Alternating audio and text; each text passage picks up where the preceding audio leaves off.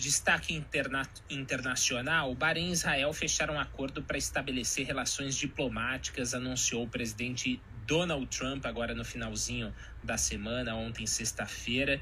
E para falar sobre isso e outras questões relacionadas também ao Oriente Médio, a gente vai conversar com o diretor da instituição Stand With Us Brasil e especialista em assuntos sobre Israel e Oriente Médio, o André Laijit. André, tudo bem? Boa tarde. Pronunciei corretamente seu sobrenome?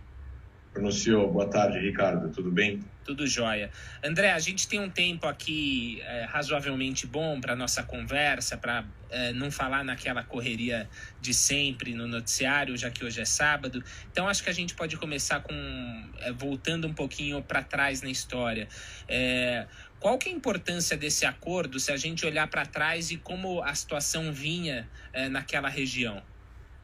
Bom, se a gente olhar para trás, a gente volta, eu acho que para a data mais importante da relação antagônica ao que aconteceu ontem, que é o final da Guerra dos 6 Dias, em 1967, quando Israel conquista 4 territórios numa guerra defensiva do Egito, da Jordânia e da Síria, e um pouco antes da resolução do Conselho de Segurança da ONU, que determinava a saída de Israel dos territórios, ao mesmo tempo também determinava que os países tinham que reconhecer todos os países da região, que implicava que o mundo árabe precisaria reconhecer Israel. Eles fizeram uma conferência, Liga Árabe, em Khartoum, na capital do Sudão, declarando os 3 nãos: não a negociações, não a paz e não ao reconhecimento de Israel. E toda a Liga Árabe, na época, que não continha os países que a gente que são os nossos objetos de estudo hoje, né, o Bahrein e os Emirados Árabes, mas mesmo assim a Liga Árabe jamais retirou essa declaração de forma oficial.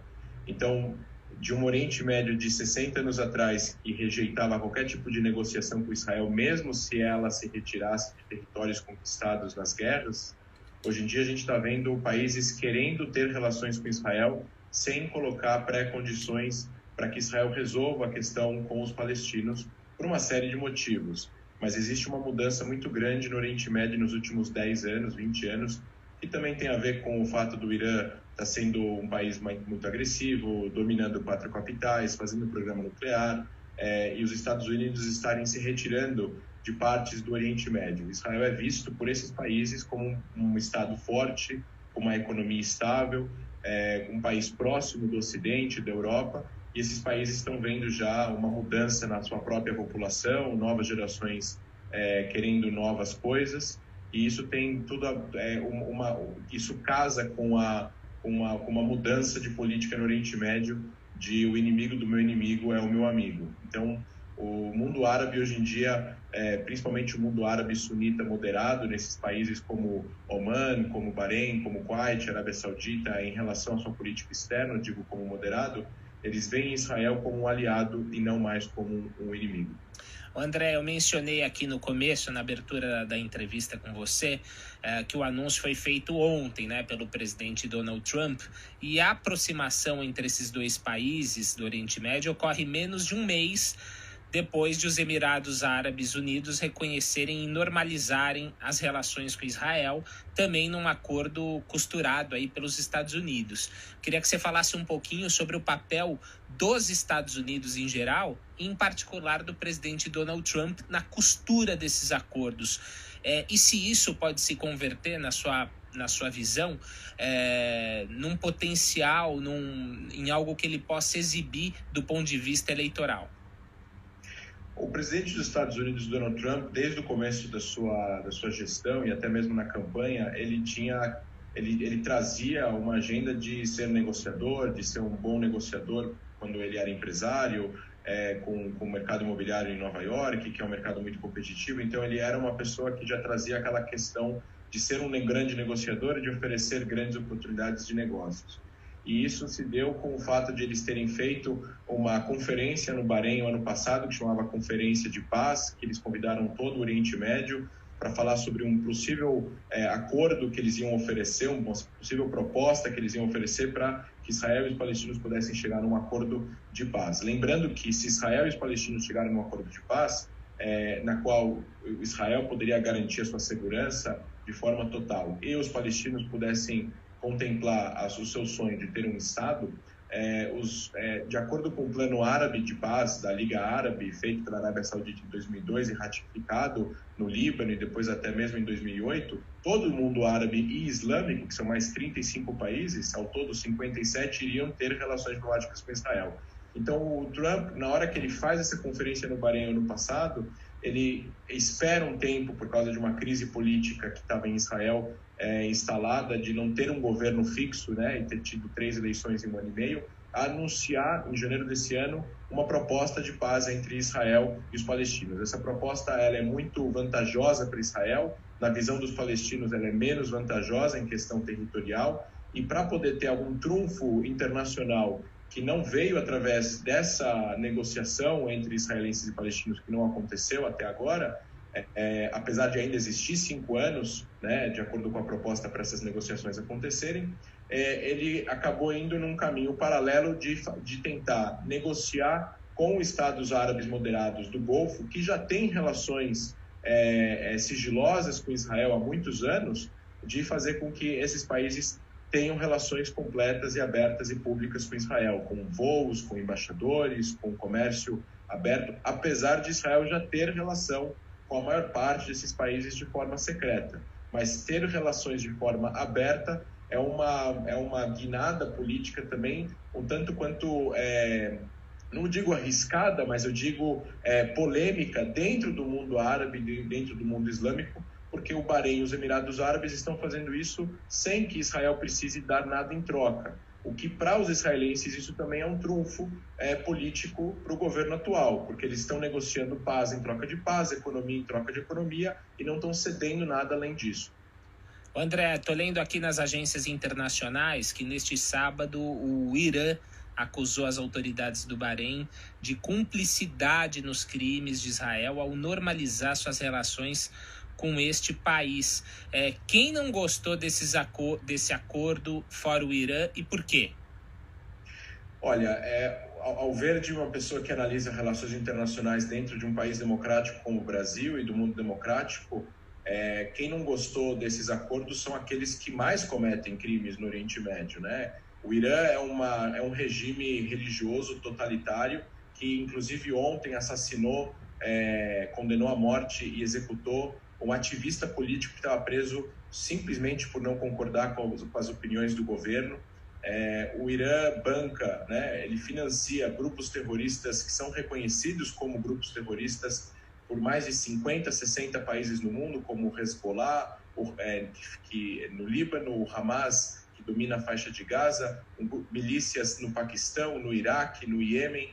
E o Irã, assim como esses grupos e os países na qual o Irã é aliado, como a Síria, vão discordar do acordo. Então, quem não concordou com o acordo? A Líbia, que tem um governo fraco, dominado por radicais, depois que o Gaddafi caiu, o Hamas em Gaza, o Hezbollah no Líbano, e o Iêmen, que tem um governo problemático também e tem relação com o próprio Irã também. E isso faz com que o Oriente Médio se divide em 2 blocos. Aqueles que são a favor da paz e da normalização com Israel, e isso não quer dizer que eles abandonaram a causa palestina, mas isso significa que eles estão indo através de uma nova estratégia, né? Dizem que Einstein dizia de que a receita da insanidade é você fazer a mesma coisa sempre e esperar de resultados diferentes.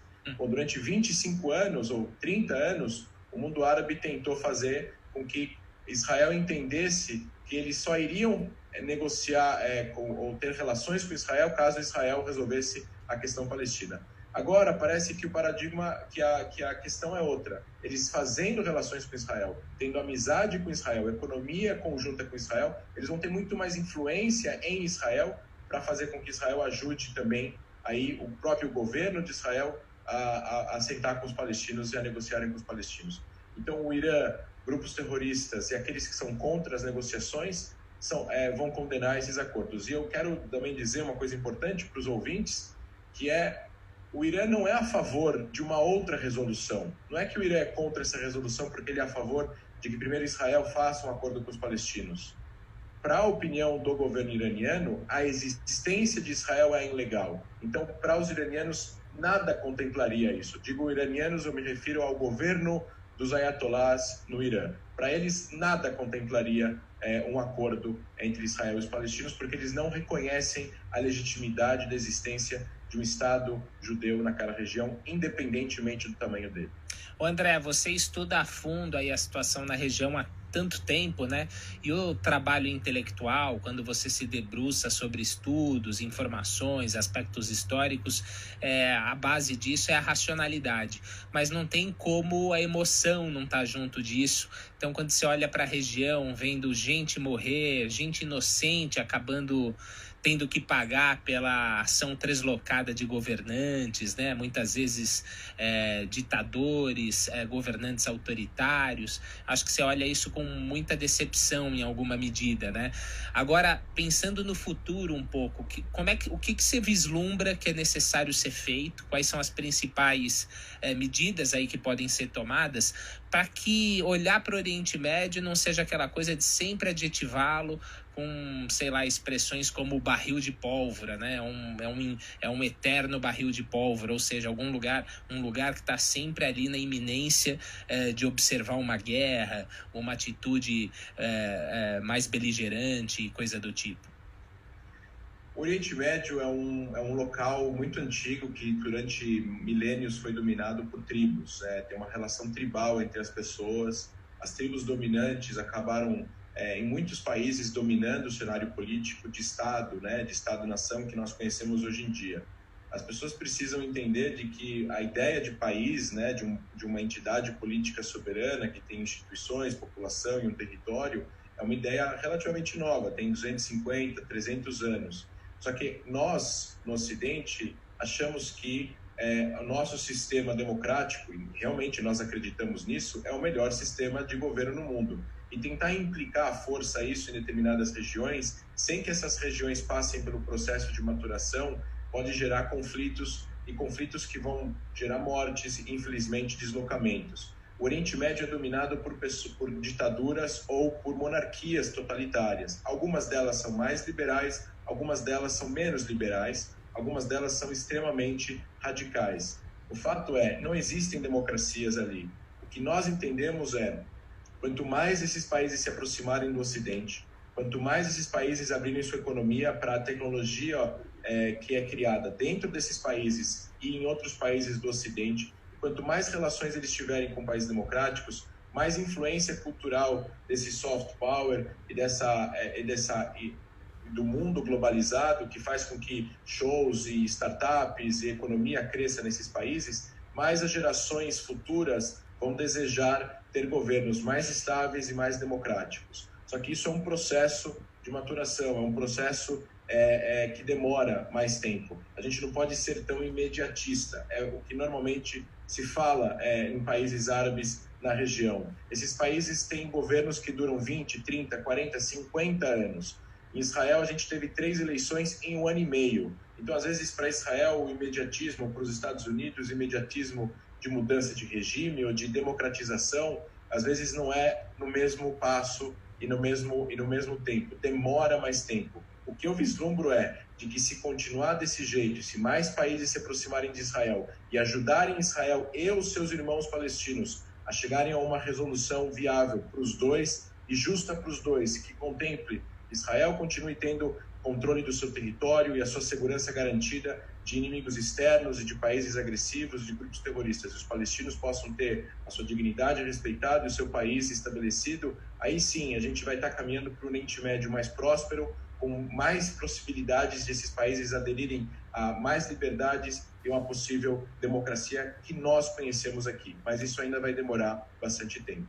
André, o nosso tempo está se esgotando, mas eu não gostaria de fechar a entrevista com você sem a oportunidade aqui de te perguntar um pouco sobre o Líbano, né? Semanas atrás a gente viu aquela explosão assustadora na região portuária da capital Beirute e agora houve um novo incêndio. Como é que você tem visto a situação lá no país à luz desses 2 episódios recentes? Primeira coisa muito importante é que o presidente Macron visitou a região duas vezes em menos de 30 dias, depois, quando aconteceu o acidente, depois de algumas semanas. E ele disse, ou vocês mudam ou vocês vão ter sanções econômicas. A questão é muito importante. O Líbano é o único país árabe que não é uma ditadura. Ele é uma democracia não funcional, tem vários problemas, essas divisões sectárias, mas ao mesmo tempo não é uma ditadura de uma família, de um monarca ou de um militar. Esse incêndio que aconteceu exatamente nessa região mesmo, no porto, onde tinha sido a explosão, provavelmente são resquícios aí de material químico ou até mesmo fluido de armas do Hezbollah que estavam lá guardadas. Todo mundo sabe, né, que pesquisa esse tema a fundo, de que quem domina o porto de Beirute, ou quem administra ele, ou administrava, agora que ele deve estar sem uma administração própria, é o genro do secretário-geral do grupo terrorista Hezbollah, Hassan Nasrallah. Então, é muito difícil de acreditar de que o Hezbollah não tenha nenhum envolvimento com o que aconteceu no mês passado, infelizmente, em Beirute. Então, vai haver mudanças. Quais mudanças a gente ainda vai ter que ver? O que esse governo de transição vai fazer? Como vão ser as eleições? E que tipo de reformas esse governo vai propor para os anseios da população que estão cansadas de ter esse sistema sectário, de que o presidente precisa ser cristão, o primeiro-ministro precisa ser muçulmano sunita, o chefe do parlamento precisa ser xiita e tudo mais. E essa divisão de obrigatoriedade sectária faz com que os governos mudem, mas o sistema continua o mesmo, a corrupção continua o mesmo, o conservadorismo governamental continua o mesmo, e você acaba perdendo força para poder governar, porque você precisa agradar vários lados ao mesmo tempo. No final das contas, até mesmo numa cidade que no sul do Líbano, que seria a capital do sul do Líbano, dos xiitas, teve vários protestos a respeito em relação ao poder do Hezbollah, a influência do Hezbollah e a irresponsabilidade do Hezbollah em relação ao que aconteceu no Líbano no mês passado. Então está havendo mudanças, os libaneses estão protestando e vão acabar exigindo mais cedo ou mais tarde mudanças mais firmes e de longo prazo para o país, mas a gente ainda tem que esperar para ver o que esse governo de transição vai fazer em relação a essas exigências. Perfeito. A gente ouviu aqui no Pan News o André Leijt, diretor da instituição Stand With Us Brasil e especialista em assuntos sobre Israel e Oriente Médio. André, muito obrigado pela entrevista, um bom sábado, obrigado pelos esclarecimentos. Obrigado a vocês, bom sábado aos ouvintes.